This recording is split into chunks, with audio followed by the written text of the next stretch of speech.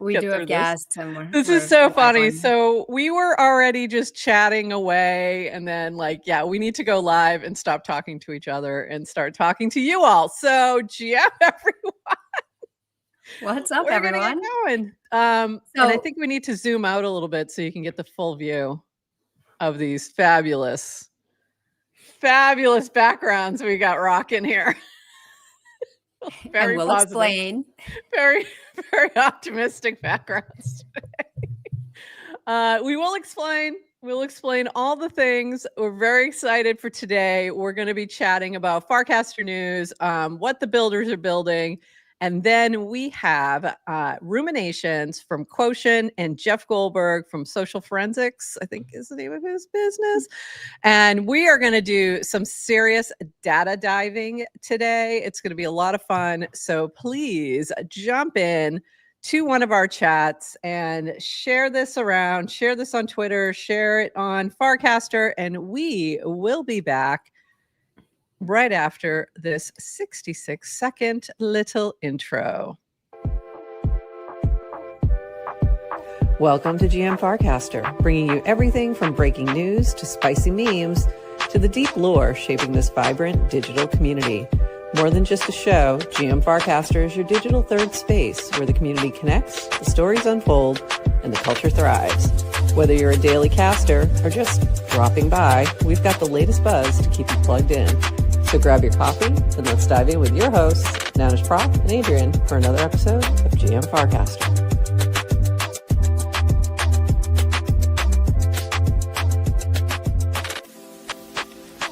This episode of GM Farcaster is powered by Clanker. Each Monday, we'll bring you the latest news from the Clanker team and highlight the builders innovating with Clanker and Farcaster. Visit clanker.world to launch your token and check out all the new features that Clanker V4 has to offer. Thank you, Clanker, for sponsoring GM Farcaster.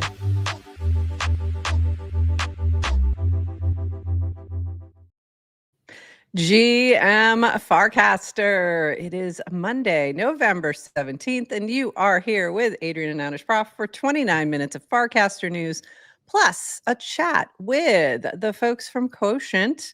And we're going to be chatting with Ruminations and Jeff Goldberg. Really excited about that. We'll also be diving into the Habs drop as sort of the example of what they've been working on, and really excited. So we're gonna dive in. We've got lots to chat about. But first,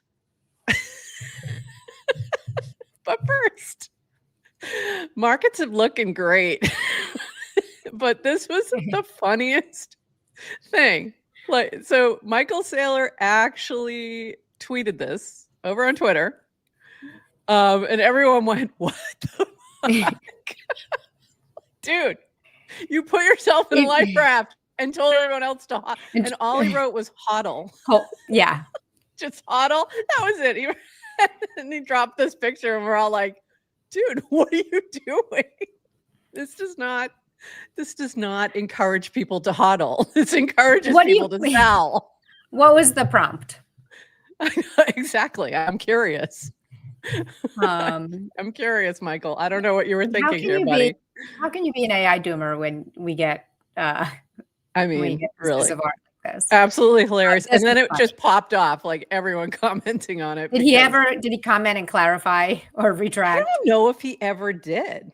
Honestly, yeah. I didn't see anything. Obviously, but I also didn't dig in look, but this is really funny. And I don't know if you remember a while back, my mom was doing one of her market reports of like, mine is up, yours is down, mine being ETH, hers being Bitcoin. And I said, easy sailor. Yes. So that's the first thing I thought of when I saw this. Easy sailor. Yeah, I don't see anything. Just looks like his usual, regular stuff. He's buying Bitcoin. So, all right. Michael. How do we even know what the boat represents? You guys think it looks like the freaking Titanic. It's fiat currency, obviously, going down. Okay. And obviously. Obviously. That was can't obviously possibly bleed the whole entire economy. Global economy. It can't be that. No, Bitcoin's fine. Bitcoin's fine. And maybe that's what he's trying to represent. The rest of the economy is crashing like the Titanic, and Bitcoin's the lifeboat. It is funny. I have been reading the book 1929 by Andrew Ross Sorkin about all the people and events leading up to the Great Depression. By the way, I just ordered it. Highly recommend. I'm going to start listening to it this week. Because it was like, took a minute to get into it, but it's so fascinating to hear the different characters between Wall Street, government, industry, who the bears are, who the bulls are, and kind of like, and how they're, pumping their bags or not, and all the massive insider trading that went on. And it's just interesting now to live in a world where everybody can just like tweet their thoughts. So it's like, it's like, it's fun to be alive and observe. It's fun to be alive and observe. I just watched The Big Short. Highly recommend that you all do the same. Why? Because you think we learn from the past? Apparently we do not. No, I think it's important to acknowledge that. No, we don't. Here's your history. You learn nothing. Oh, I actually think that was like the opening quote. I forget. I know there's a literary word for when there's like a quote at the beginning of a book, but I'm not smart enough to remember what it is. But I actually think the quote from 1921 was something about how it's actually impossible to ever learn from the past. Like your kids can't learn from you. They have to make their own mistakes. So yes. Yep. So we shall. So buckle up, everyone. Also, in funny memes that have nothing to do with Farcaster, but they're everywhere on Farcaster, we have this lovely couple of gems. Come on, you can do it. This has been taking over the feed everywhere. Oh my God, you're not going to show for me? Really? Here we go. May I meet you? Jesus Christ. And also geographically monogamous, and the guy with the sword. I mean, that was the Planeteer CEO, whose name is escaping me at the moment. I mean, it's just been, the boomers are on fire. And I just want to clarify something for all the youngins, because I realized, I'm like, how old is Bill Ackman? So I went and looked this up, and technically he is a Gen Xer, and I would like to petition all other Gen Xers to kick him out and move him to Boomer, because never in my life, in my 20s, because I was like, this isn't a thing. I was in many bars. I was in many men, many of his age. Okay. And never once did someone walk up to me and say, may I meet you? So if a lot of people are going, oh, it's because he's old. No, it's because he's weird. Okay, fine. But hold on. Why are you putting me in the position that I have to defend Ackman again? Please I don't know again, but like, I don't mean again, but just like, I'm constantly defending people that don't need defense. He's just saying, like, take a risk and go talk to someone. I got nothing wrong with that. He's saying it in a really stupid way.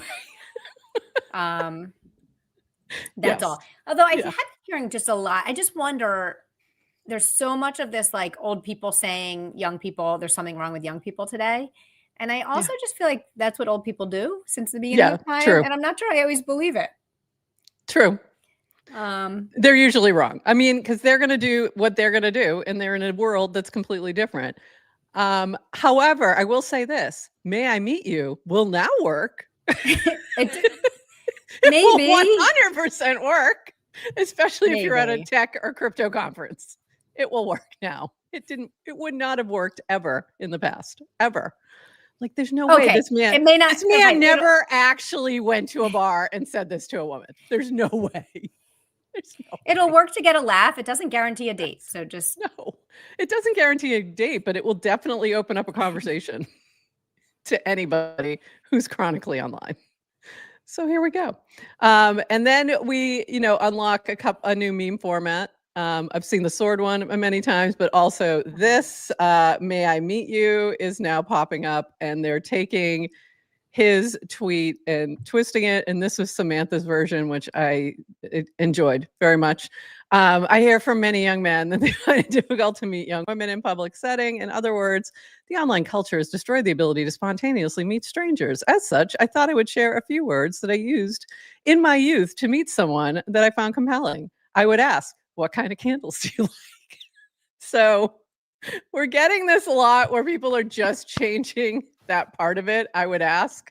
And this was from Chase. That was from Samantha, of course, our humankind candle lady. And this was from Chase. I would ask, can I ask you a question before engaging? I almost never got to know.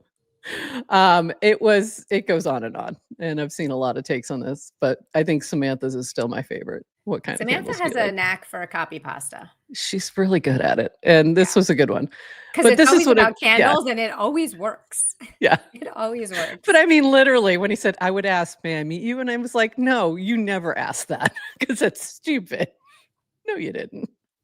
Anyway, moving on to Farcaster news. After the laughs that we desperately needed, we move on. 29 seconds of Farcaster from our friend Brad Q. What did you miss this weekend? Hard to miss that lots of people are in Buenos Aires for Dev Connect, Farcaster meetup on Thursday. Please make sure you're following the Dev Connect channel if you are there or if you are not, because you'll either get some FOMO or some JOMO. It's up to you. The natives are restless over the removal of custom reactions on FC, GM, wow, Rainbow, etc. Miguel Garres' commentary artwork piece seems to provide the stage for thoughtful comments from Garrett, Danica Swanson, and we will get to those in just a bit. Several others about the bigger issue of what it says about Merkel's sensibilities to FC culture. Warplet Mania continues as Say Angel released Warplet scenes with Friday at Work and Dev Connect themes. Also related, Base WTF released sheeplets that were a hit on the timeline. We'll talk about those. Perp released Habs, $Habs, Habs, as in haberdashery, to wide appeal with lots of FC lore and OG vibes connected to Degen DAO. GM Farcaster will probably explain further. Yes, we will. We'll not only explain further, but that is one of the examples that'll be used when we talk about the data behind it all. Nanar is becoming a force on the timeline with lots of new use cases, but this weekend there was lots of Nanar therapy going on with the Nanar Tell Me About trend. Personally, I was waiting for Nanar to bring out the Stuart Smalley, you're good enough, you're smart enough, and people like you, but I guess we're early. We should probably program Warpy to do that. And then a little bit about us being back today. So good summary. And let's dive into a few of those things. This from Dan and commenting on TLDR. I don't know why everything's loading so slowly. Probably because I had these ready since last night. I was getting ready early and there you go. So now it's like moving slowly. Farcaster culture is a thing. And this was in a quote cast of TLDR. Farcaster culture is a thing. Spending half of my time on Twitter now for Bracky, and man, it's so different. The level of unnecessary hatred there is off the charts. I have daily interactions where I'm generally shocked at the effort someone puts into crafting the most cruel words you can think of to someone they don't know and have never interacted with. Farcaster is different in the best way, and I will agree with that. Yeah, almost said some petty stuff on here, and then I realized this place is sacred, and we don't need that energy on FC GM. That was quote-casting Super Tight Woody. So there was a few things. There was a really big thing that popped up also that I didn't pull, where literally one of the, a dev flying in to Argentina from India, like posted, hey, I'm in Argentina, like basically posting to everyone else who's going to Dev Connect. And the comments were insane.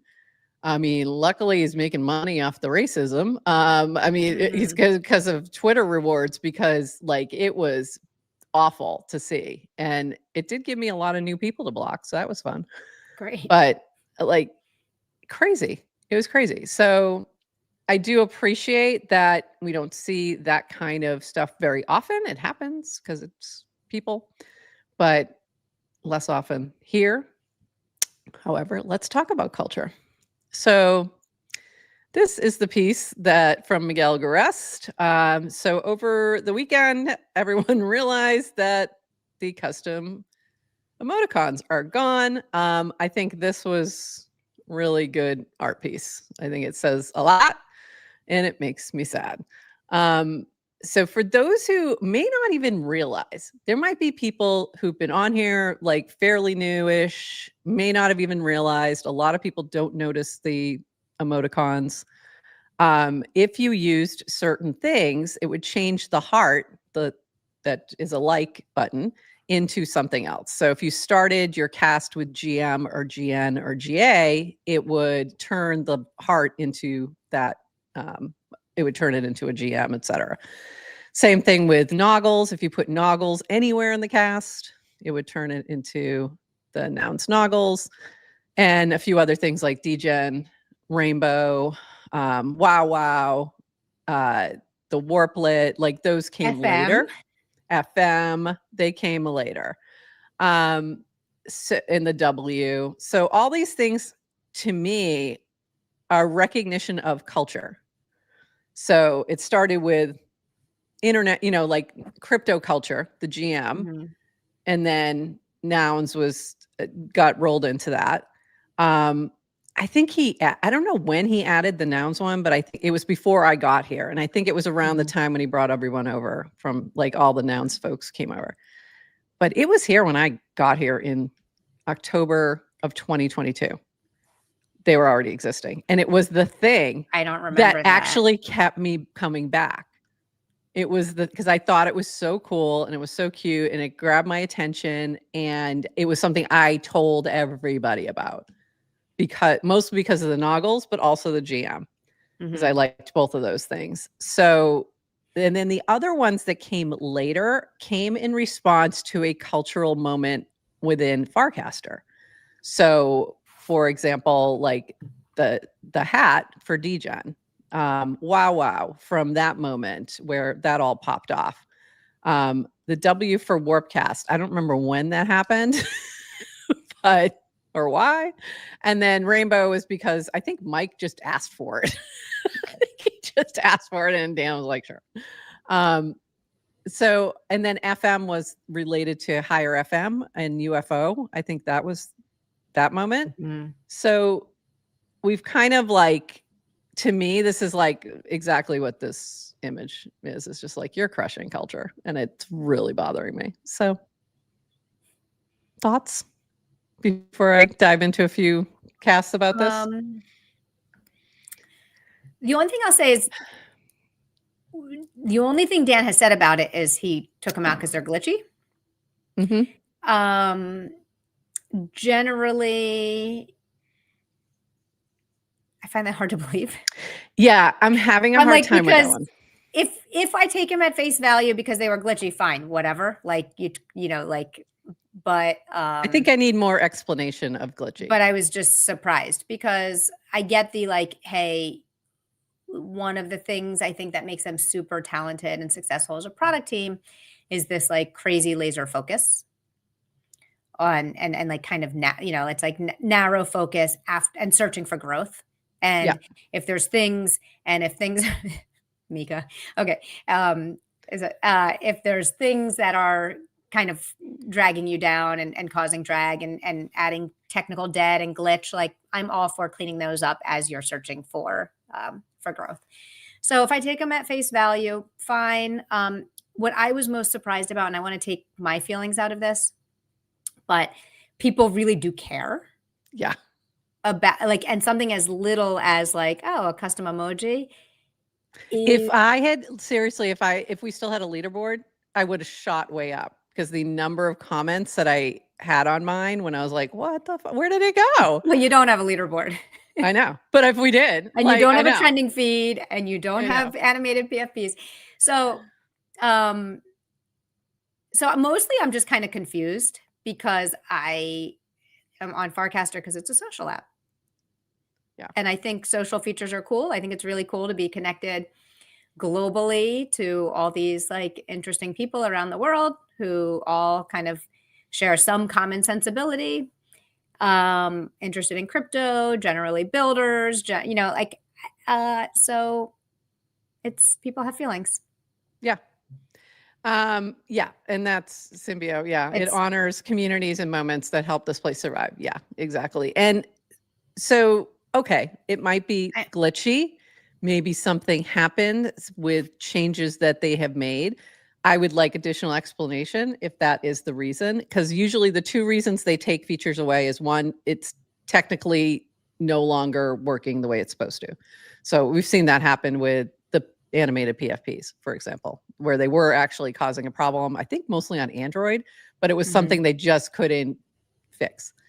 And then the other reason is somebody has complained so much, or multiple people have complained so much about something that it just becomes like not worth it. It's not relevant. It doesn't drive, growth, etc. So they get rid of it. Trending feed.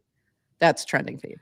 Right. People did not like the trending feed, right? Because they felt like it was just showing the same people. Was that the complaint on trending? Yeah, the complaint was like, oh, it's only benefiting the same 10 people who are whatever. Yeah. Okay. And I totally disagree, but it was the whining that essentially the squeaky wheels were too loud.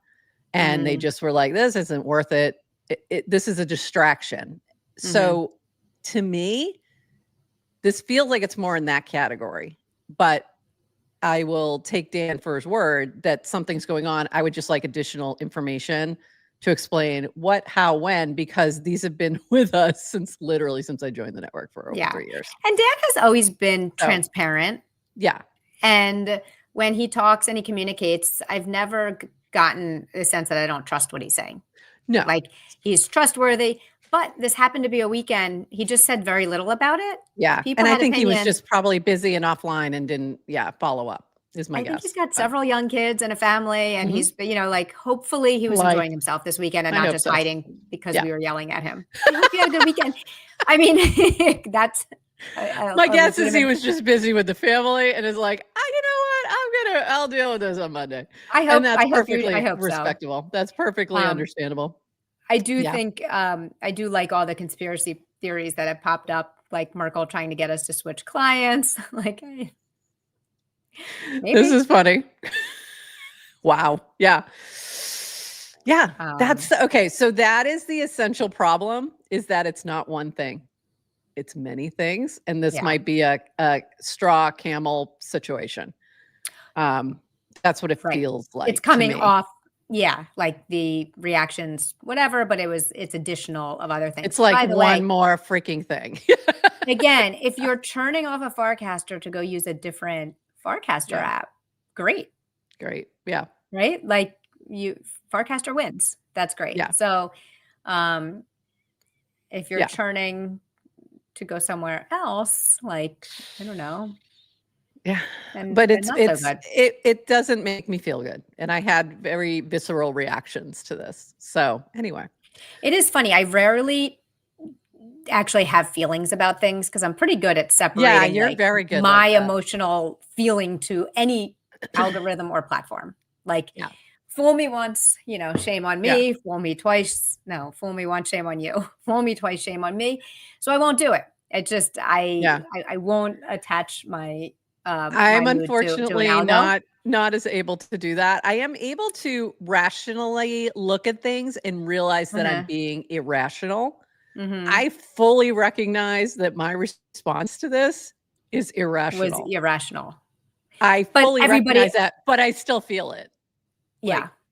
So it's still making this me one feel anyway. I was saying I had feelings this weekend. Is all I. Yeah. They got me. It got me. Yeah. This is very much. I'm in my feels. All right, let me jump through a couple more things because I do see ruminations down there, and we do want to get to them when Jeff arrives as well. So this was some of the responses, like Danica Swanson. Wait, what? And one of the things she said was, might seem like a small thing to some, but I haven't seen any official news about what's coming next, or even if there is a next with creator rewards either. If FC focuses so heavily on traders that most of the creators and CLPs just get crowded out or otherwise sidelined, that will make me sad. If this keeps up, my days here may be numbered. And I was like, okay, yeah, that's how I'm feeling as well. What's a CLP for those that may not know? Yes, a conversation liquidity provider. So that is the people who, keep things moving around here. I will say one thing. Okay, I'm going to tell you my feeling. Yeah. Actually, so for all the different pivots, I think that we've seen in Farcaster, it has always been like, okay, this didn't work. We'll try something else. Yes. So, let's go. Like, there were channels. Hey, we're going to really double down on channels. And when that happened, it's like if you were building on a channel, you got a lot of love from Merkle team. Like Dan, Dan would DM you. There was a group chat. Like, but if you weren't, you didn't feel disrespected. It was just like, okay, that's not what we're looking at, I guess. So it was never. And then we moved on to something else. There was a time where it was vertical video was everything. Everybody do vertical video. If you were creating vertical video, you got a lot of love from Dan. You would get, if you weren't, it was fine. You might get a little annoyed. But there's something about, I think, a pivot to trader stuff where as they're adding things, and maybe this is an app decision where it's like you're adding so many things to the UI and it's like for every one thing you add, you should take away. But it feels like it's the first time where people feel like it's fine for you to focus on something else in search of growth, which what we need. But people, I think, are feeling left out, disrespected, like, I think that's what we're picking up. That's so, I was thinking about this, like, okay, you have your missionaries, you have your mercenaries, and right now you're looking for mercenaries because you're specifically diving into trading as a way to actually create a sustainable revenue source, which I totally get. So we have this moment where the missionaries are feeling a little ignored and put off. And the thing I think that maybe Merkle needs to keep in mind is that the reason that you preach to the choir is that's how you get them to sing. So if you want all these folks who love Farcaster so much to continue to love it, talk about it, and sort of evangelize that this is a great place to build, then you got to stop shitting on them. Like, you got to be very careful about that because that's what it's feeling like right now. And that will be detrimental. If you start to lose the social of the social network and your social trading, you're going to lose the thing that makes it special that actually might end up providing you the sustainable revenue that you're looking for. Yeah. So, and I don't know if you listened to Dan's interview with Chaim. I did not yet. I keep forgetting to do that one. I got to listen to that. But he did say, he said he does lack, I forget his word, maybe cuddliness. Yeah, clearly. Warm, like, I think that was the term he said. I can't remember, but like, and I think people were looking for some cuddles this week. Cuddles, hugs? I can't remember. He's not, I don't know. he's not cuddly. And that's not unusual for a founder like him. But what they normally do is bring somebody in to fill that spot. And I think that was the TED plug, but it didn't work out. So does he need a Sheryl Sandberg? Okay, let's. Yes, he does. Yeah, but not her. Okay, really quick, couple more quick things, and then we're going to pivot over to our friends, Ruminations and Jeff Goldberg. Just want to point out a couple more notes on this, and you guys can go take a peek if it'll pop up for me. Good.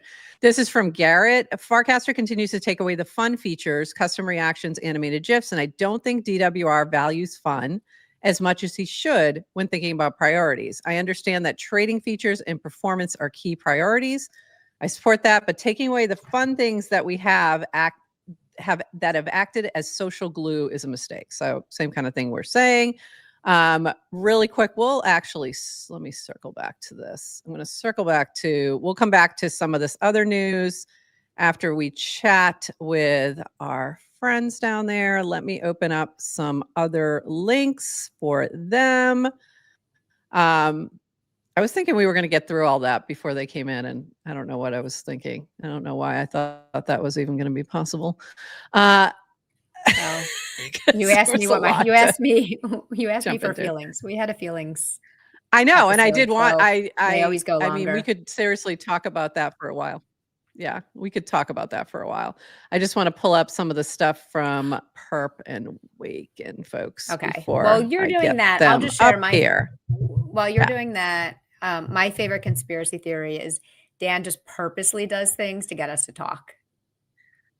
So it's like it's his own way to, it's just outrage farming. I don't think so. It's a nice theory. I say it's conspiracy. No. Can't prove me wrong. That's not what this is. That's not what this is.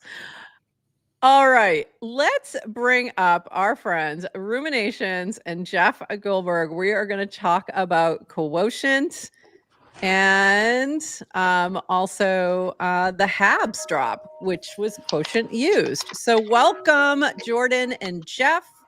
We're so happy to have you here. GM.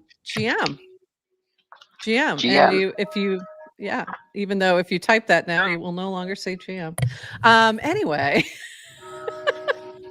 How are you guys doing today? Welcome to GM Farcaster. It's so great to have you here. Yeah, it's great to be here. Thanks for having us. I want to start with Jordan. Let's start with you. Can you give us some background on what is Quotient? How did you go about developing this? And then we'll circle over to Jeff to kind of give us sort of a the case study, if you will, using Habs. So Ruminations, let's start with you. Sure. And also, can you tell us about your name? You have a great name. Yeah, I guess I was feeling like self-deprecatory when I chose my Farcaster username. Originally, it was just like my .eth, but yeah, I overthink things, so that's why I chose that name. And with Quotient, perfect. Love it. Yeah, the easiest way to think about it is a leaderboard technology company for innovative communities. So how I think about it is in crypto, it's very difficult to find signal and to find people who are contributing value and then to reward those people and to follow what they're doing so you can be ahead of the curve. There's bots and farmers, and the data is very disjointed. So what we do is we integrate data from the Farcaster social graph, so things like likes and recasts and follows, with on-chain actions. So the tokens that you buy, the bets that you make on Bracky, the mini apps that you use to the extent that they have smart contract interactions. And then we do a layer of analysis on top of that to kind of create a view of the world of people who are contributing value in crypto. So when I say analysis, I'm referring to things like scoring accounts based off of their social reputation, which is where our Quotient score is derived from. Labeling accounts on how appealing they might be to copy traders. Labeling accounts as founders or builders because they have started companies or are bootstrapping their own things like you guys are. And what this allows us to do is create different interfaces for people to access the data to do useful things. So at first, we did a lot of airdrops and rewards programs. So communities wanted to know who are the people contributing the most value, for instance, by like getting people to buy our token. And they wanted to know who are people in similar communities that could be a good fit for our community, who are the farmers. And right now, we're kind of taking that infrastructure to help traders. So like, for instance, we have different leaderboards of top traders that fit different profiles. And by filtering all of the trades happening on different dexes through this leaderboard, we can kind of see, okay, here's the tokens that they're buying. Out of those tokens, here's the tokens that have positive net volume over their baseline, over their 24-hour baseline. Now we have a trending list of tokens, or I click on the token, I want to see who holds it. This person is a top trader. This person received creator rewards from Farcaster. They're credible. I feel more conviction. I want to buy. So to date, this work has been kind of scattered across different interfaces and at times done manually because Quotient is mostly bootstrapped. It's been me more or less building the data infrastructure and these different UIs and working with clients. So I wanted to be really sure that the things that I build and put out there for people to use are actually needed and that there's a path towards making money for this to be a sustainable business. And we're kind of right now getting that clarity or received that clarity. So we're preparing to roll out kind of a new series of interfaces and expand access to our API. And one of the things that we're releasing first later today or tomorrow is a replacement for the Farcaster creators leaderboard, where we kind of use our data to provide kind of those insights in a similar form factor, with some differences in how we calculate engagement, and then there's some other insights available about the users, and we're going to be building off of that. But yeah, so there's a lot going on, and we're trying to make it simpler. So if folks want to see some of this data, like in your leaderboards and things that you're developing, can they access that right now, or no? Is it just sort of happening in the background of other things you're doing? Like, is there? Good question. Or is that something you're rolling out? Like you mentioned traders. So if I'm a trader who wants to get a better idea of who are the good traders, how do they trade, or get some information about them, like where can I see that right now? Yeah, so right now that interface, which we're calling the social dex screener, is in beta, and it hasn't been rolled out to the public. The creators leaderboard that we're creating, well, it's a mini app called Leaderboards, and we're going to host all of our leaderboards there. So our customers can display them there, and we can display leaderboards that are simple for tokens and so on and so forth. And that's going to come out later today or tomorrow. And so the goal is to kind of get those two simple interfaces out. So like when people are like, what is Quotient? What do they do? Like, why isn't the data more accessible? They can access those and get a sense of what we do. And then as we have more resources to build those out, we'll build them out more. And you just made Yes to Crypto very happy, I'm sure. Another opportunity for another leaderboard, Yes to Crypto, just, letting you know. The man loves a leaderboard, loves to strive for the top. So, and I love to see that. I think there was some interesting information like here. I thought this was really cool to see from Jeff talking about the 50 cred score accounts, the top 50 cred score accounts. Quite a few higher FID accounts are included among Quotient's top 50, including Peachy, so that it wasn't just like the real OGs. What is kind of making up this type of score in terms of what is the data sort of backing it that pulls together this type of a leaderboard here? Yeah, so the Quotient score initially started as a utility because I wanted to scrape all of the Farcaster data, but it's expensive and takes up a lot of space. And I was like, I don't know, I've been on Farcaster. I don't think there's like actually 1.1 million accounts who I should scrape data for. I think there's like probably 10 to 20,000.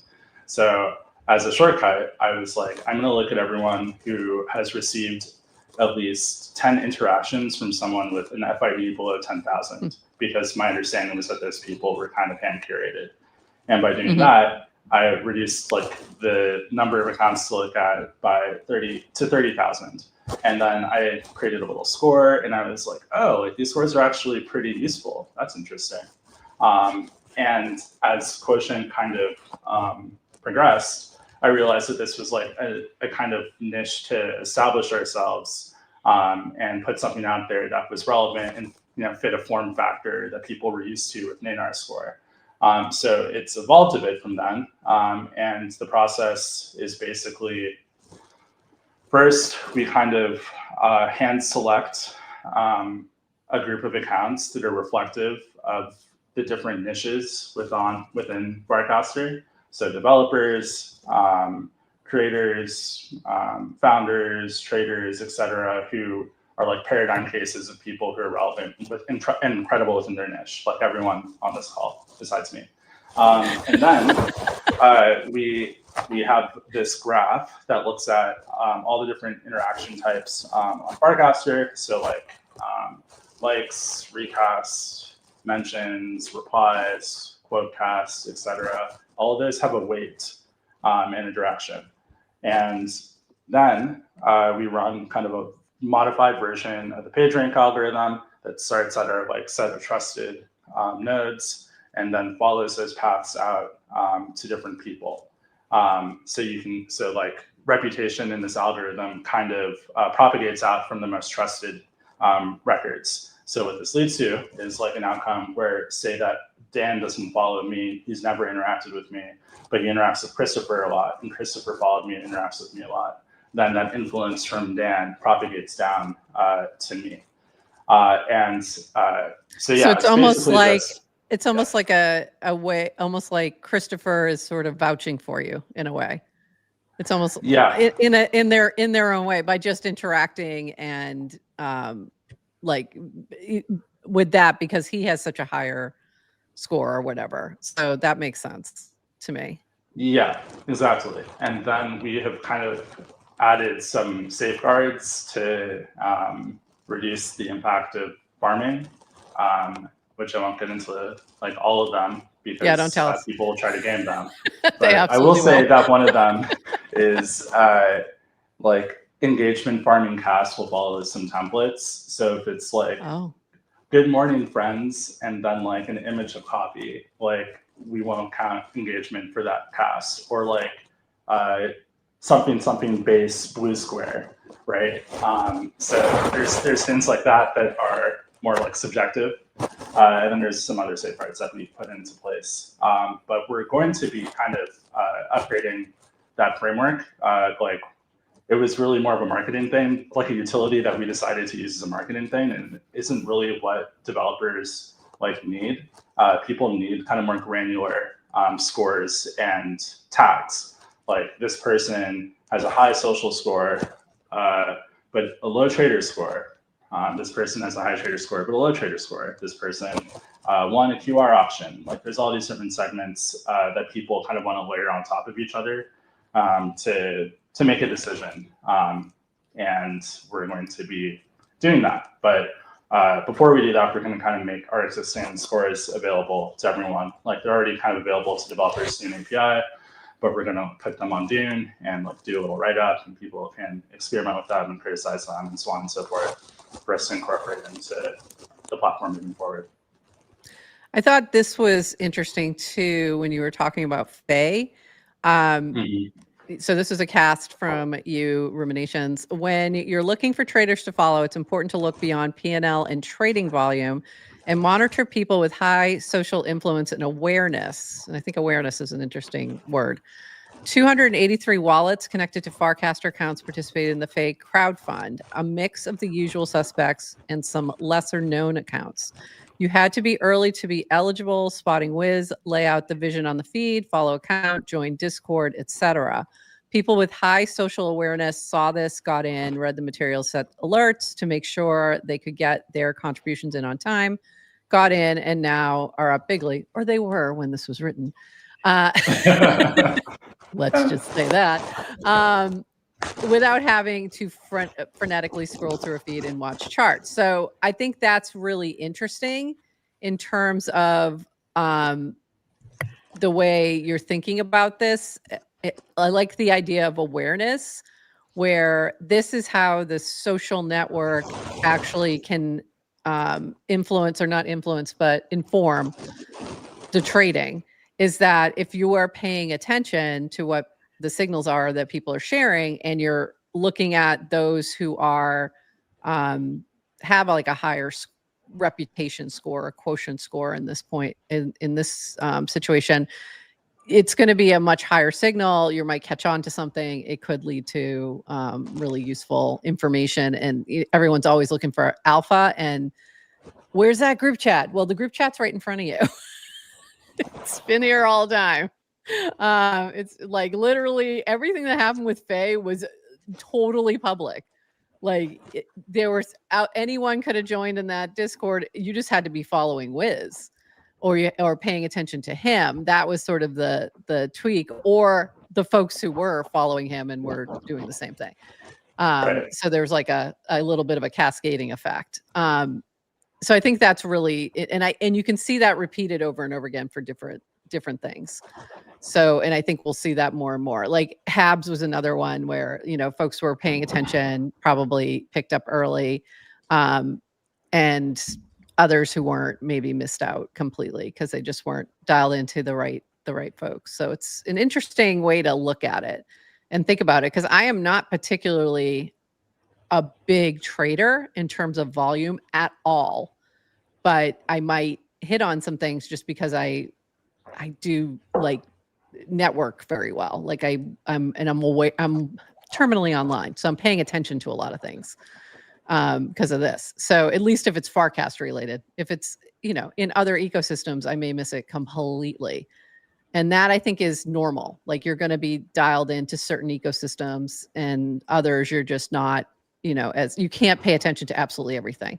So the more we can get like things like this, where it's easier to hone in on that attention and awareness, it's really helpful to folks who are trading, especially. So, but for anything really, just to find interesting builders and stuff like that as well. So very cool. So does that kind of like sum up? Did I? Yeah. I could screen share something to kind of. And then I'm going to have Jeff jump in too. But yeah, go ahead. Just took mine off so you can share when you're ready. Cool. Yeah, just to drive in that point, I'll share your profile on our new interface.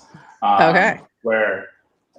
So like in crypto especially, like a lot of social context is missing. It's very difficult to understand like why someone matters or why you should care what they do if you don't spend a lot of time here. And like people build up that intuition by being terminally online or like working in the industry and like going to events and meeting people in real life. So it's difficult to capture all of that like context and compress it. But like for you, for instance, like if we look at your on-chain and social presence, it's like there's first like your social influence, which is like really high. And then there's all these different like apps that you've used. You've created a clanker. You are one of the top Betterment users. You're one of the top DAE users. You're one of the top clanker evangelists, which is a segment of people who, when they post about clanker tokens, drive a lot of buy volume to those tokens. So even if you don't trade a lot, I think that that's more important from a token discovery perspective than someone who has high P&L posting about a token, because like there's actually a lot less signal in that in terms of like it's one skill to like spot a token that's going to go up, and then it's another skill to trade that token at the right time to realize profit. So what we're trying to do. So in other words, I'm really good at spotting the tokens, but I hold them forever to zero. I do a lot of round tripping, folks. So you just need to be better at selling than I am. Yeah, but then that, if you don't, sell the token, then that is good for you socially. So it's like, everyone, like when we put this into the kind of like Habs NFT engagement leaderboard, and we separate all of the social engagement you get from the buy volume that you generate. And people are like, well, what should I do? Like, should I show the token more? And I'm like, well, maybe not, because if you're not good at it and not tasteful, then it's going to hurt your other score, because people will find you annoying and cringe. So it's like everyone has like their strengths, and people should be rewarded for what they do best and not kind of funneled into trying to optimize for like one metric that I don't think is that useful, frankly. And like awareness, just that word, I used it because I started my career as like an intelligence analyst. So I was like tracking front companies for Iran's military and like terrorist organizations. So we had our own internal tools, and that's how I got into like network analysis and segued into Jeff. That's like something that we would bond about, because we did kind of similar types of work. We are getting a little bit of static with your mic, just FYI. So just a little bit of static there, but we caught it.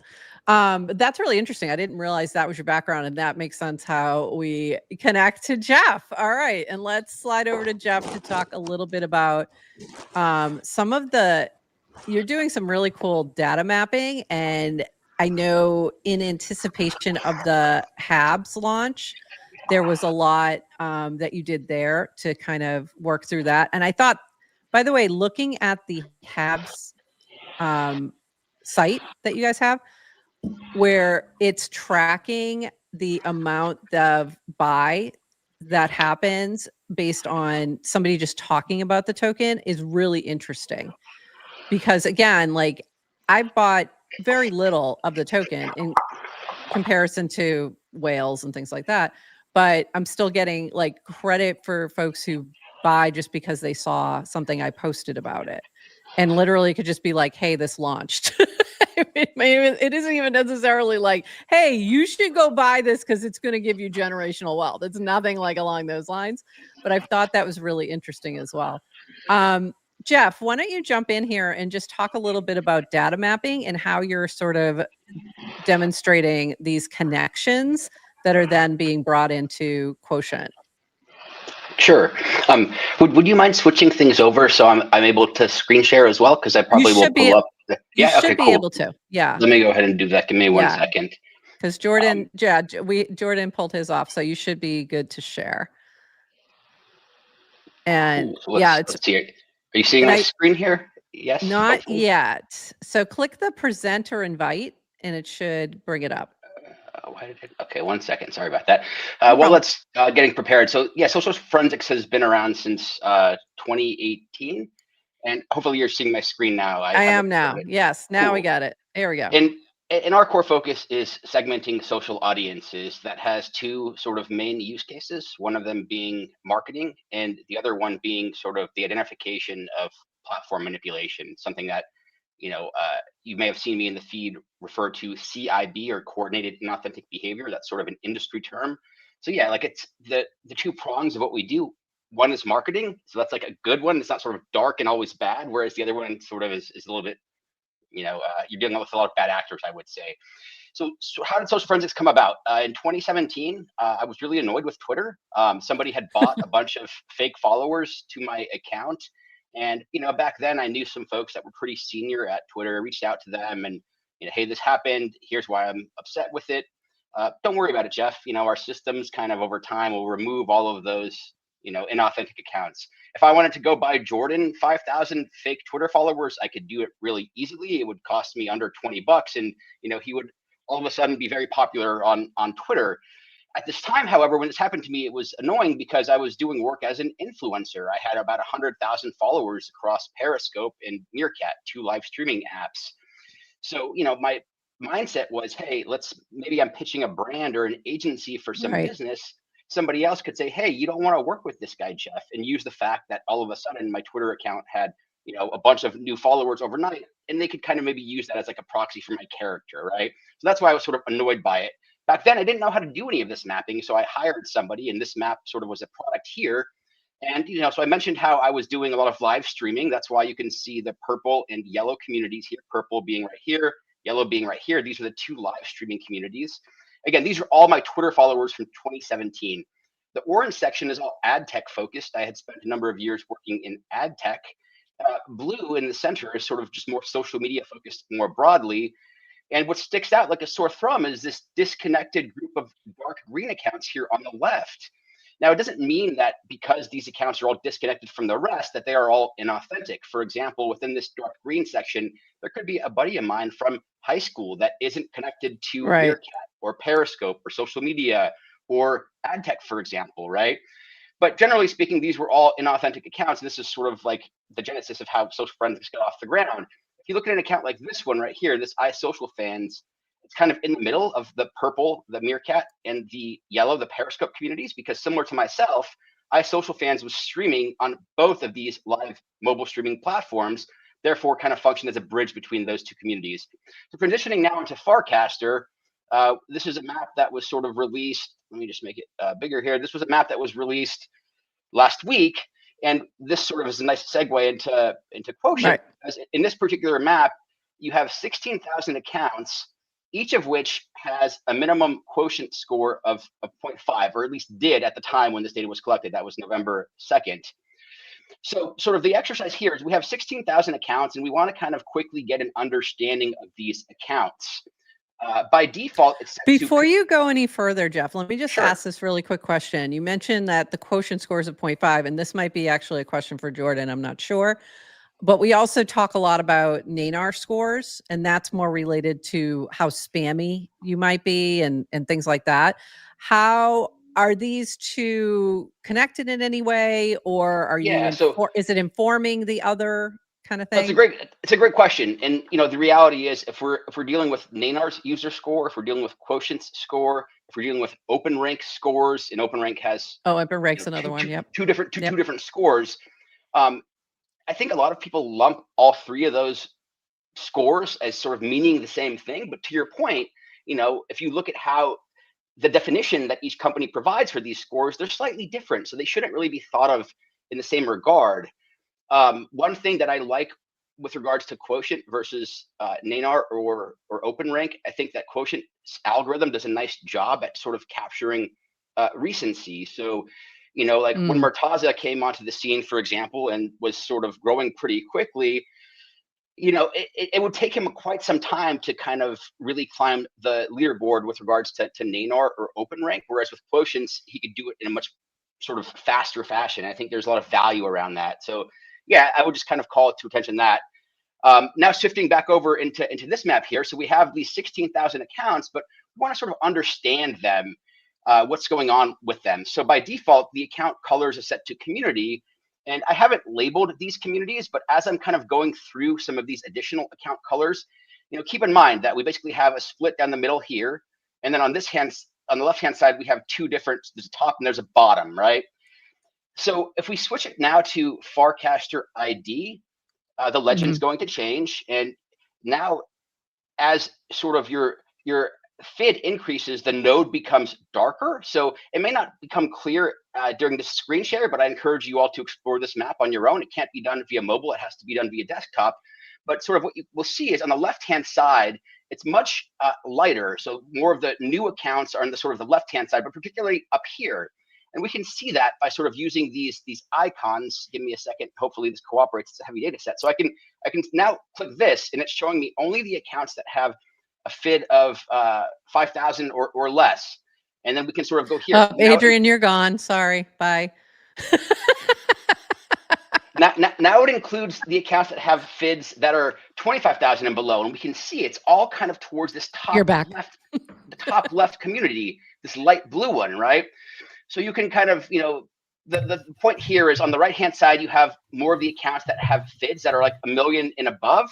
We can look at things in terms of followers count. And similarly, you have this gray gradient scale where if you have fewer followers, you're going to be a lighter node, more followers, a darker node. You can look at it in terms of following. I'm going to kind of quickly go through some of these. You can look at it in terms of cast activity. You can look at it in terms of ENS. So among these 16,000 accounts, which of them, for example, have usernames that have .eth in them? And when I highlight that, you'll see that the .eths tend to be on the left-hand side of the map versus when we add on the .base.eth, they're all here on the right-hand side of the map. You have this very distinct sort of segmentation between those two particular groups. If we look at it in terms of degen, so, and the way I'm defining that here is accounts that have that sort of hat in their display name. So if I go switch here to sort of only show the hat stays on, we can see that there's like sort of a larger concentration on the bottom sort of right one. So on this green community is heavily sort of degen focused. Jordan mentioned earlier sort of some of the labels that Quotient offers. One of them is founders and builders. Let's say I want to look at this map and I want to see which founders and builders, for example, Adrienne is connected to. So we can select yes here. Now we can go search for Adrienne's account. And we can see which founders and builders Adrienne is following. And you'll kind of notice that like this one sort of is different than the other founders and builders. It's more on the right-hand side of the map. So in other words, this account is sort of less similar to the others. So I often like to, in this sort of view, when you have an account that's highlighted, it's interesting to look at sort of the more extreme accounts. The outliers. Like Jeff XYZ, for example, very active on Farcaster, but wasn't necessarily an OG. He didn't sort of, onboarded with a FID of 5,000 or below. So he's kind of more in that area of the map, right? So when we look at it in terms of, and you can sort of also look in terms of followers. So let's see which of these builders, for example, are followers of Nounish's account. And we can go here, for example, and that sort of immediately is going to become clear. Also, we're seeing in general, right? Like which of these founders and builders, according to Quotient's labels, are furthest to the right? And sort of we can see, for example, some of them. We have Soul Robert. we have influence. So influence is kind of So they're fairly new. Yeah. advertising. Yeah. And similarly, if we go look for the founder of influence, I think his handle is right here. He also is kind of more on the right-hand side of the map as opposed to sort of being on the left-hand side of the map, right? So there's all sorts of fun things that you can do with this map. Again, it can't be used on mobile, unfortunately. It has to be on desktop. You can, for example, if you want to get a sense for comparing the rankings of social forensics versus Quotient. So this is using social forensics influence algorithm. And what I can do is I can just sort of cycle through these 8 evenly split tiers. Give me 1 second here. So we'll kind of see that with social forensics, the first sort of bucket is largely on the left-hand side of the map. And we sort of start increasing it to kind of include accounts that have less influence as we kind of go further and further along. And, you can sort of see that generally the left side of the map has better rankings. If we look at it in terms of Quotient, you can really visually see the difference here. And so here's the first tier. And you already have accounts that are up here, which do not appear in social forensics when you're sort of looking at the earlier tiers, right? So yeah, I mean, I'll maybe kind of leave it at that for now. Time always passes really quickly when I'm going through these maps, so I don't know how much I actually covered there that was useful. I think but you and I spent like 45 minutes just looking at like all this stuff. So you can spend so much time really diving in if you're a bit of a data nerd, which I think many of us are, and just find it really interesting. So so can you talk a little bit, and this is either Jordan or Jeff, about how this all connected with the recent Haberdashery's launch of Habs, and like how you guys worked with them to kind of create, first of all, like what, they're doing a couple different airdrops. One is strictly for the original holders of Haberdashery and Degen DAO. And then there's a whole separate thing they're doing that's around community that is including sort of activity that's happening now. And I know that you're working with them and have a whole sure. So I can quickly start there, then I'll pass it to Jordan. So this is the second project that Social Forensics and Quotient have worked pretty closely together on. The first one was Noise's airdrop. Slightly different kind of application and sort of unification between the two companies. But in the case of Noise, Quotient provided an initial airdrop list. We overlaid it onto the map and sort of were asking questions like, does this make sense, after processing and looking through a ton of data points to kind of understand the position of the map? Does this make sense? There's an area of the map that's less good, if you will. In the case of the Haberdashery project, social forensics involvement is more so around the content marketing side of things, I would say. So the map I just shared, you can think of that as Habs sort of effectively sponsoring a public good. I think for those projects that are doing airdrops in the future, a map that has as its base all accounts that have a minimum of a quotient score of 0.5 is quite useful for those that want to understand where accounts fall, that maybe like however they're doing their methodology for airdrops, where they shake out, right? Jordan can speak more specifically to the methodology and the leaderboard and that sort of thing, because he's kind of more driving that piece, whereas social forensics is kind of more involved on the content marketing front. Go ahead, Jordan. Sweet. Yeah, I can share that. That'd be great. Current leaderboard, just to have a reference point. That'd be great, because I don't know, last time I checked, I was number 5, and I liked that. Now you're number 4. Yay! Yeah. Wait, is Toady still above me though? That really annoys me. I'm working on that. Yeah, but I mean, it's seriously like motivation. It's not. A little bit of static there. It's not motivation from a monetary perspective, by the way. In terms of, it's more of a sibling rivalry motivation. Just to be clear, like literally could be anybody else, and I wouldn't care. So. Go ahead. You can go ahead. Oh, I think you shared. Hold on. Let me pull it up. There we go. Yeah, I mean, it's really interesting. I think that more important than monetary compensation, people want to feel valued and acknowledged and recognized. Which is something that even Henri, like the founder of Privy, like when they sold to Stripe, he was like, I want to be on top of the creators leaderboard. And me, I didn't buy a haberdasher's NFT at first because I was like, oh, I don't know, like, blah, blah. And then the leaderboard was out, and I was like, hey, I drove some buy volume. I want to be on the leaderboard and be recognized, right? So it's a very powerful incentive, and frankly. So this leaderboard is only those who are holding either haberdashery or Degen DAO, and then plus other things added in. Yeah, so zooming back for a second. So Perp's initial thought was that a lot of Clanker tokens don't have good liquidity. In other kind of ecosystems, projects have used liquidity incentives to get people to provide liquidity. Those turn into kind of Ponzi's because like the incentives don't last forever and they get farmed, et cetera.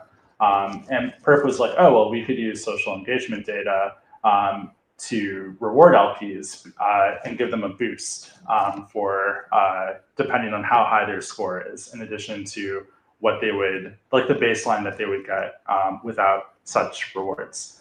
So I got connected to them to basically create the leaderboard technology infrastructure to pull the people who are relevant, originally LPs, but since the hooks got delayed, the NFT holders to look at the engagement that they're getting and then score them using our data.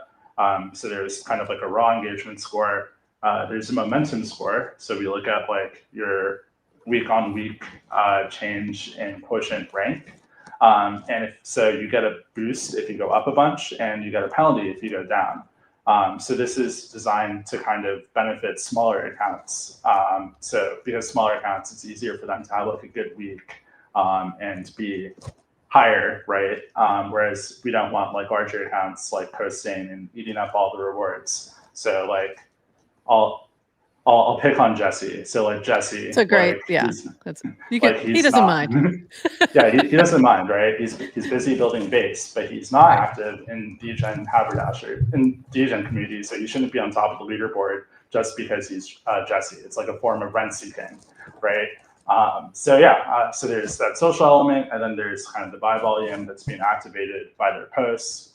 And we're going to take this model and expand it so to include token holders above a certain level of a certain threshold, to include the LPers when the hooks are ready.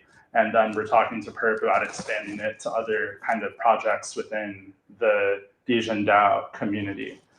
So like there's a lot of directions to take there, all to just make sure that people who are providing value are acknowledged, have an incentive to stay engaged with the project, and also kind of like fill in this gap with Farcaster more broadly, where like being a good creator, a conversation liquidity provider is really important, and like needs to be tracked. So like they're kind of like patronizing the development of that data and insight and which is great technology, so other people can access it.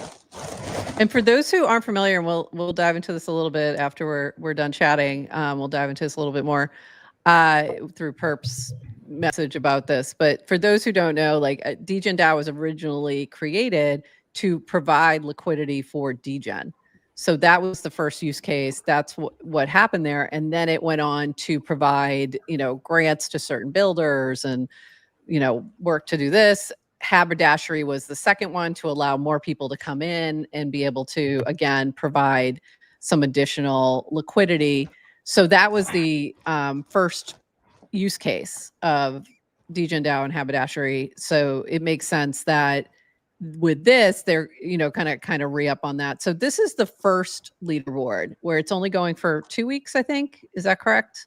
And then it will start to incorporate other metrics, is my understanding. Like once the hooks are out there, it'll be the LPs, and then I think you just mentioned some other things that'll be incorporated. So really interesting. I think there's, this has been a continuous discussion in crypto for a long time about how do you incentivize and reward the true believers or the true users of whatever it is that you're creating, and using airdrops in the most effective way, because and rewards, not just airdrops, but rewards of any sort, because we end up with, we don't want to incentivize folks to just come in and spam, because that's just not useful to anybody. And they're obviously they're gonna, you know, pump and dump and see ya. So I think this makes a lot of sense to find these new ways to really tap into the more valuable users of whatever your product, your thing is. And it probably creates a little bit more sustainability down the road as well. I think one thing Okay. that's interesting go ahead. really quick to call attention to is, you know, when Perp was working on this initially, presumably he had no insight into the fact that Farcaster was going to be, you know, ending this creator leaderboards program, right? Right. And from a timing perspective, effectively, if you're holding one of these NFTs and you LP, you then get a percentage of the fees that's based on the sorts of accounts, the quality of accounts that are engaging with your casts, right? So in many ways, functionally, this can kind of effectively replace the Farcaster, you know, leaderboard. Again, you have to first be holding one of these NFTs to sort of play in the game. Right. But, you know, for a lot of the folks who have the yappers, if you will, not the traders, the ones who have been really annoyed by this removal of the program, you know, I encourage you to kind of take a closer look at what's going on with Habs. And as I just described, this can kind of functionally replace the Farcaster creator leaderboard. Yeah, and there are a couple, I think, you know, it's created a new little floor for the haberdashery NFTs. I actually looked and I was like, I never bought one because I had the original DGen DAO, and it was like, it was the same, and it was originally just a vote, and I was like, I don't need another thing. Total regret now. Should have just done it. It's because I went and looked and I'm like, okay, this doesn't make sense at this point, and I still should have just done it. But you can't even buy the DGen DAO one. None of them are for sale. So your only way in is the haberdashery. So go check it out. I have no dog in that fight. So it's you know, another way to get on that leaderboard. And it'll be interesting to see how the same data is used. Like, I like your idea that you're creating sort of another leaderboard for the creators to replace the rewards one. Because I think that could be used by a number of different people in a number of different ways. Like, it doesn't have to be Merkle, the ones rewarding. It can be anyone. And I was mentioning that. I'm like, I want to do a crowdfund where we just like randomly pick a number every week, and that's who gets it. Something like that. Do you randomly pick 69 every week? Randomly pick 69 every week, and for the culture. Yeah. Or 37 or 420 or whatever, you know, or rotate it and have it be just something fun. Okay, I see you shared something else. What we got here? Yeah, so we're launching this leaderboard, and it's going to be the first leaderboard in our leaderboards app. So you can kind of see some of the people who are ranking high this week.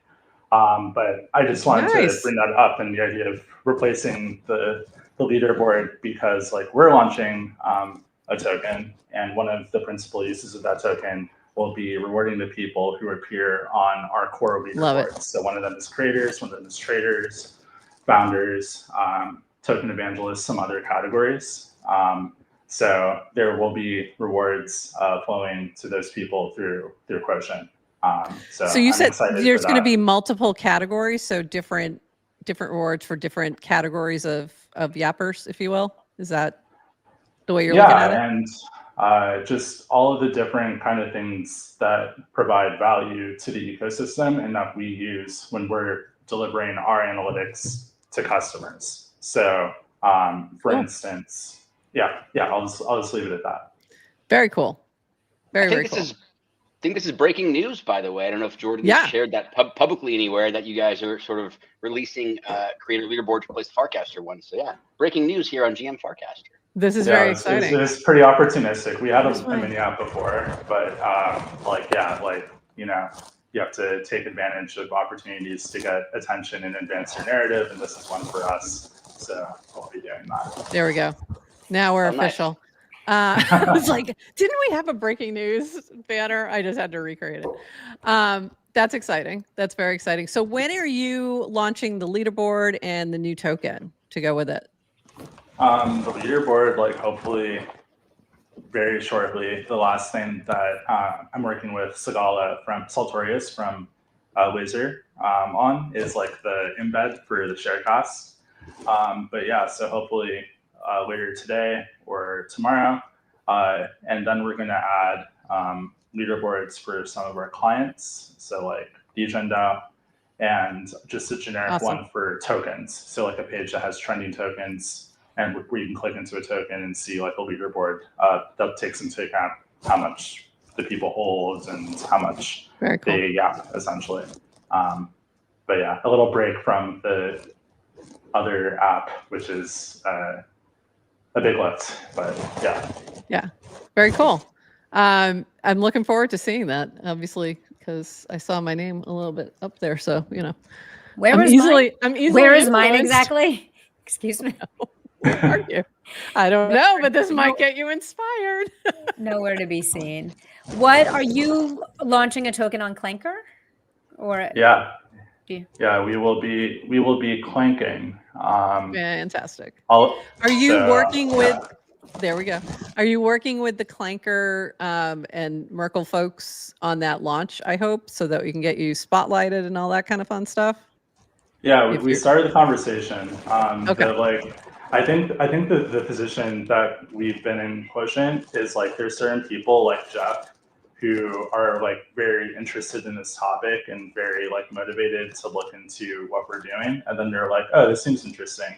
Jordan seems like a credible person. I trust Jordan.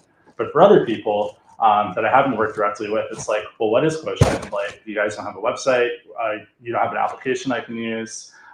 Like, it's cool that, you know, so-and-so vouches for you, but like, do I really want to stake my reputation behind you figuring stuff out without anything tangible that I can look at? So yeah, that's why we're kind of chatting, pivoting towards chatting, yes, but also like pivoting towards let's get the mini app out because that's gonna be our primary touch point with users, and then let's get the social deck screener out so people can see kind of the broader applications for the data, and then we'll do the launch. But yeah, I think that's a smart move. We did work with Blanker as well. Before. So yeah, just kind of getting all the pieces together.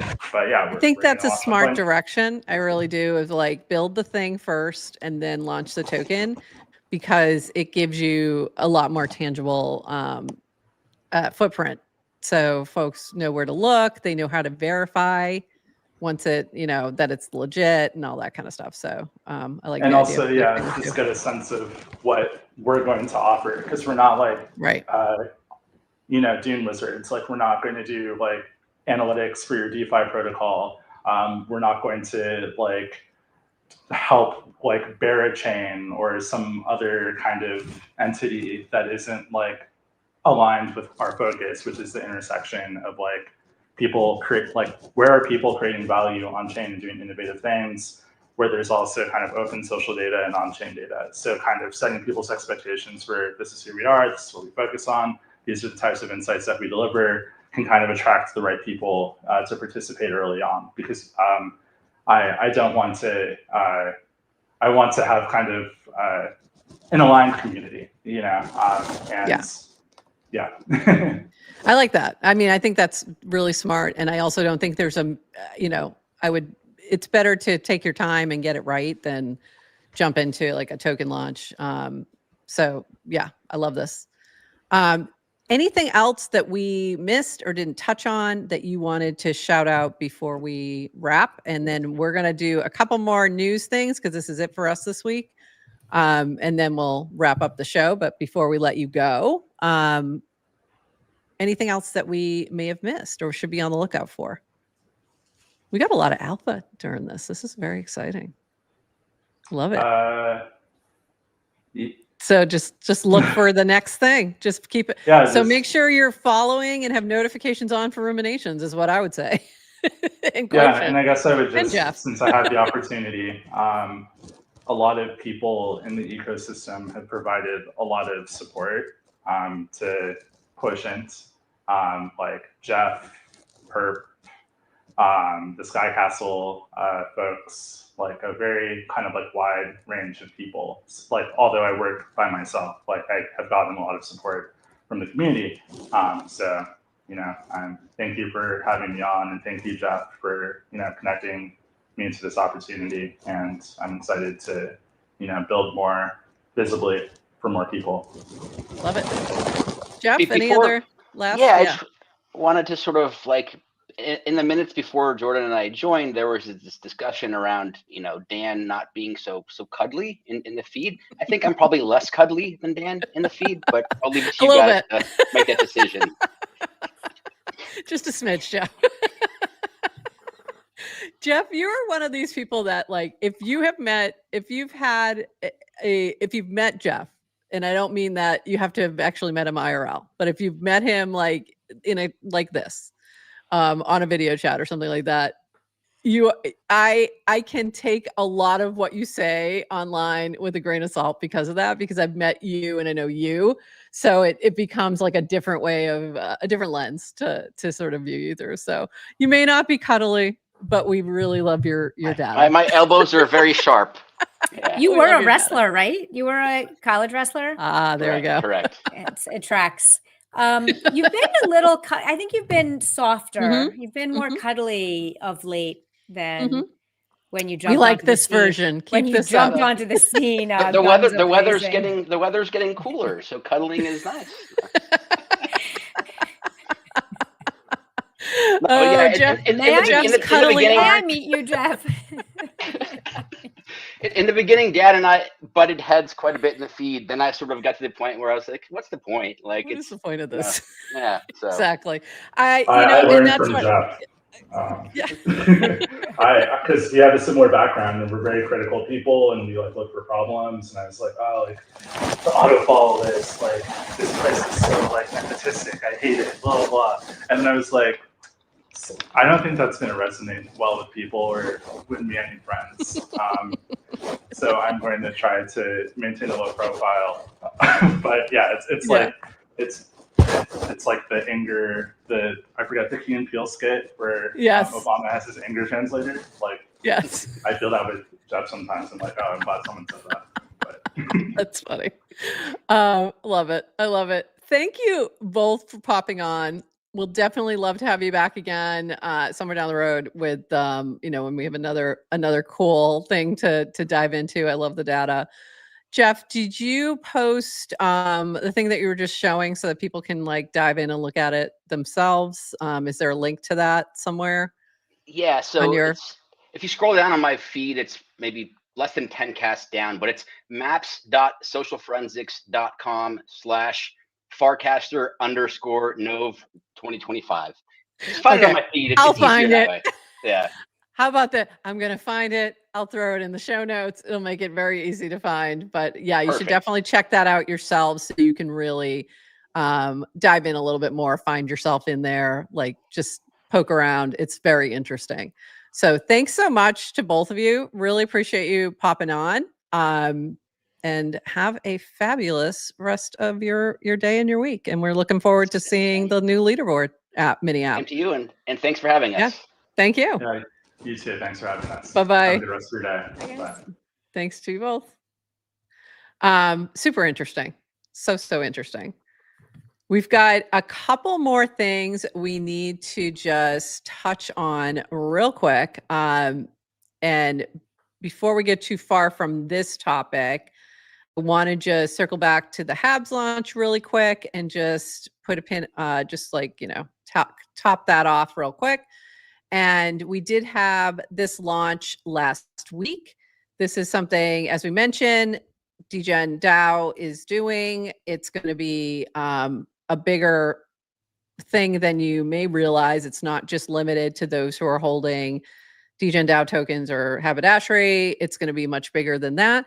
So introducing HABS, where social engagement meets DeFi rewards. We're excited to announce the launch of HABS, a new way to earn more as a liquidity provider by being an active community member. Habs is a social mining project that connects your Farcaster activity with extra rewards for providing liquidity. Using Uniswap v4 hooks and Quotient's social scoring system, we boost your APR based on how engaged you are in the community.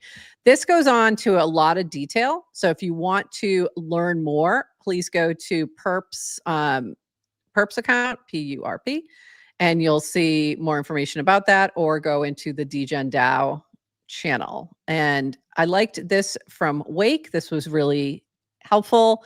Kyle Patrick had said someone should write a backstory on what haberdashery is, and it's pretty goated, CC Perp and Wake. And this was from Wake, TLDR. In early 2024, Yasik launched DGen and Farcaster changed. Perp, blunt in hand, parlayed that opportunity into a new DAO dubbed DGen DAO and later rebranded to the haberdashery. That's once Oxen, little additional note, once Oxen came up with the gentleman, even though the ladies were like, really? But then we're like, it's actually a really good name. So we let it go. So there you go. The DAO is flush with 300K in treasury, bloody but stable, a community that actually participates in healthy relationships with Farcaster's best devs and KOLs. Taken together and with today's launch and new direction, it's one of the few DAOs in the arena doing stuff, and we're fully aligned with Farcaster as a trading wallet and social network.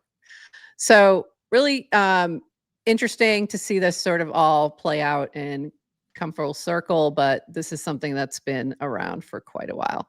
So I jumped in like day one when they were like, oh, we're launching a DAO for DGen. I was like, oh, a DAO.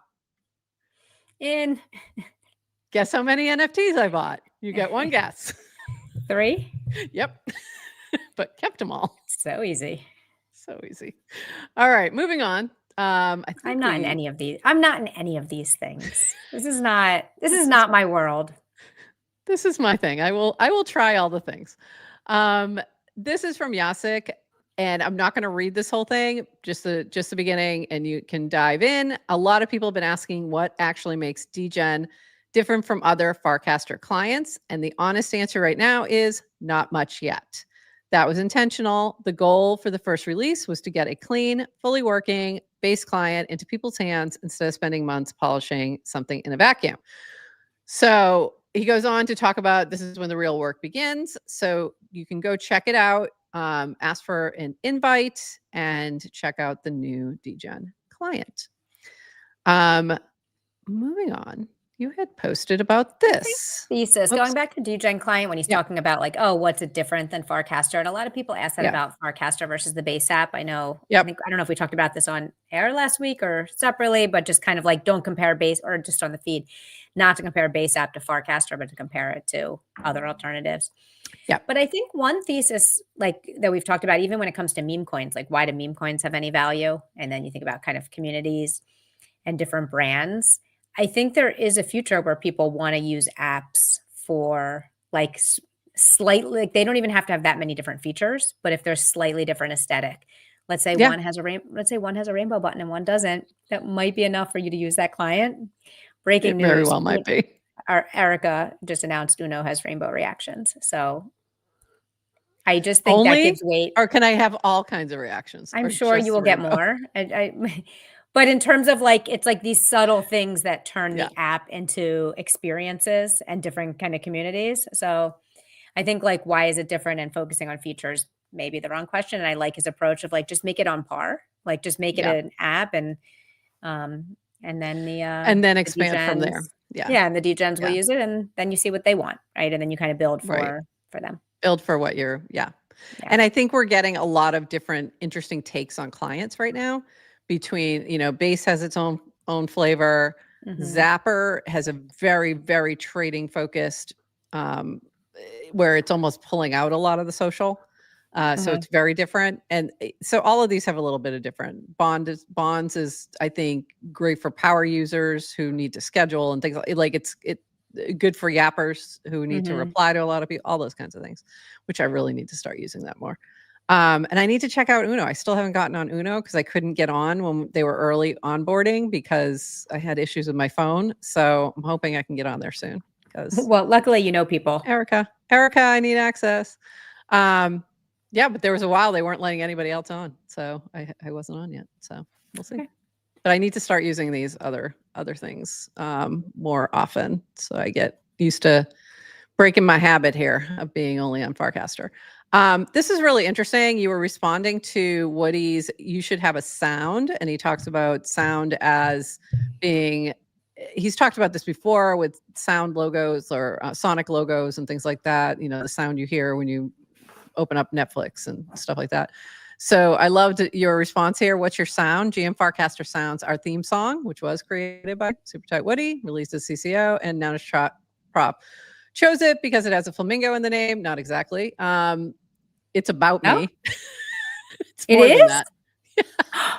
I didn't even know that. The song is a The lyrics, it's not about me. It's has me in it, and Okay. it is related to me and a particular the flamingo that I now own.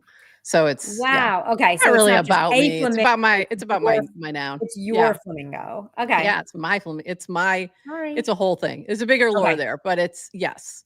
It's part of the reason. So Okay. and then our show openings and closings are always the same. GM Farcaster today is, and of course, bye-bye. And that kind of gives us those little bookends. And Clanker has a sound. What's that sound? Clanker has a sound. Clanker has a sound. There it is. Thanks to the creative genius of Moon Poppy. And if you watch GM Farcaster, you can hear the actual clank clank right now in your ears. Yes. There you go. And everybody types out clank clank. Yeah. And I'm curious if you watch GM Farcaster, when you see clank clank, are you still saying the word clank clank in your head, or have you replaced it with the infamous that is Moon Poppy in his underwear in his kitchen banging a pot? And I kid you not, that's actually what it is. It's amazing. Thank you. It's amazing. Thank you. And I hope you all hear it every time you say clank clank or you type clank clank. Okay, a couple more builder notes. We had this from Apex 777, Veil Cache mini app, deposit into Veil privacy pools, all within Farcaster. Veil Cache now supports setting up a Veil account via Farcaster, as well as depositing to another wallet via the mini app Veil. And then you can also go to veil.cache. And this was interesting. This is the reason I'm showing this. I'll hold my hand up and say I slept on a mini app for Veil, as I just didn't think it was a good use case for one, but I was wrong. Distribution is distribution. Since launch, pool activity has only gone up bigly. So lesson there. Just lesson there. If you're creating something, definitely consider a mini app. Couple more things really quick. Adding Namaste Joe to my Farcaster Friends collection. This is from Kristen. Thank you, Shara, for tracking down this Wayward Gifter package, which, by the way, I didn't expect to be so elaborate. What a delightful surprise. And I love that the Namaste Joes are just popping up in all different places. And I just, Yes. just fun. Maybe Just I'll fun. bring mine to Argentina. I love that Kristen has a whole Farcaster like collection on her bookshelf. I love that. I'm sure you do too. I have, they're kind of spread out amongst all my Nounish stuff too. It's kind of mixed in. It doesn't have its own shelf. But it's, there's a lot. This from our friend Brett. No running by the pool. There are 6 total Nomi runner game versions: OG, slime, smoke, mud, wood, and water. Can you collect them all? And will you run forever? So this is an NFT, but it's a game within the NFT. So really kind of cute. So if you like pixel art or you like the Nomis, go check that out. And one more quick thing, because we still had stuff we hadn't got to from before. This is our last day. This is the only day that we are on this week. So we are going to be off the rest of the week. Adrienne is going to Argentina, leaving us all behind to head to Argentina. And you're going to have a blast. I know you are. So we have to make the most of this. We've got a couple more quick things. And one of those is DevConnect. I love it. And I'm just trying to get this to come up. Come on, you can do it. I know you can, because I closed it. But we had a couple other things happening. Come on. Where is my DevConnect stuff? Sorry, this is all just moving slowly right now because it's like, yeah, you're supposed to be done by now. So we had a couple other things that I just wanted to show, and one of them was this. Come on, from Say Angel. We have warplet scenes. So we have to talk about warplet scenes. We can't let that go by. Generate scenes with your warplet friends. Just tag them. For now, there is one theme to all scenes. The current theme is TGIF. It's now switched to DevConnect. Running this experiment up to 1,000 generations. Must hold your original warplet to participate. 1 generation per person. So pick your friends wisely. This is not a mint. I am Fafo with the Warplet Factory. This is for fun. Expect bugs. Share your scenes. So this is really cute.